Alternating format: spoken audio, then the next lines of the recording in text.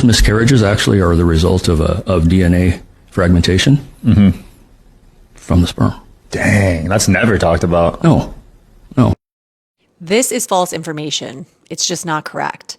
Over 90% of miscarriages occur in the first trimester, and 50% or more of those miscarriages are due to something called aneuploidy, where the embryo has missing or extra chromosomes. And the vast majority of these typos or chromosomal imbalances are actually coming from the maternal side, meaning they're coming from the female partner.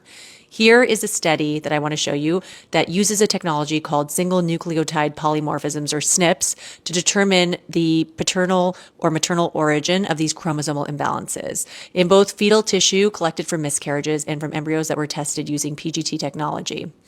So as you can see from this graph here, the large majority of the chromosomal errors in both the cases of miscarriages and embryos that were tested came from the maternal side. They came from the egg. Yes, there were some that came from the sperm, but they were far fewer. And this makes sense when you think about the difference in female and male biology, right? As women, we are born with all of the eggs that we're ever going to have, and they lack repair mechanisms. And over time, the proteins that keep the chromosomes filed away neatly are going to break down with aging. And these proteins are called cohesins. When the egg ovulates and gets fertilized, it's undergoing genetic reorganization called meiosis, and it becomes more prone to these errors. And that's how chromosomes can separate in a way that leads to some cells having too many chromosomes and some cells having too few. And the resulting embryo ends up missing or having too much DNA, which most often will stop it from developing, leading to a lack of implantation or miscarriage. And a handful of these specific chromosomal errors can even result in the live birth of children with medical problems like Turner syndrome, where there's a missing X chromosome, or Down syndrome, where there's an extra chromosome 21. Look, this doesn't mean that the sperm quality doesn't matter. Sperm DNA can be prone to breakage in the DNA strands or DNA fragmentation.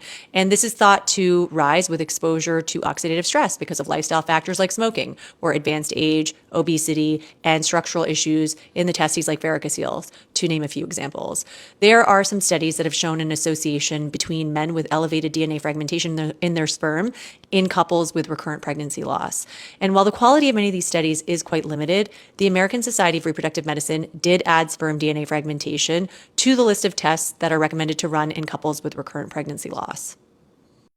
If sperm DNA fragmentation is considered to be high based on certain tests, there are proposed solutions like lifestyle changes, using antioxidant supplements to combat the free radicals and oxidative stress that we might face as a result of our diet, habits, and the environment. Some will advocate for repair of problems like varicoceles or extracting sperm direct from the testes, doing something called a TESE procedure to access healthier sperm. This is controversial and hasn't been shown to definitively improve outcomes, so it's not something that I routinely recommend in my practice.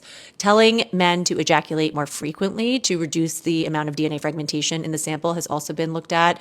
And also, in addition to using ICSI as a way to fertilize the eggs, there's also a proposal for sorting the sperm using a technique called microfluidics. So this is a specific way of sorting the sperm before using it for ICSI, and it's also known as zymot. In some studies, microfluidic sperm sorting has been shown to lower the amount of fragmented DNA in the sample. Some studies have even shown that this may improve fertilization rates and the conversion rate from fertilized eggs to the blastocyst stage of embryos in IVF cycles.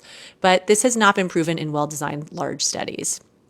So yes, what you've been told about miscarriages often being derived from genetic errors in eggs versus sperm, and these errors increasing in our eggs as we age, all of that is true, contrary to what the man at the beginning of this video was telling you. But sperm can play a role, and there are some practical ways to try and improve sperm quality and boost it, because sperm cells are generated every 3 months.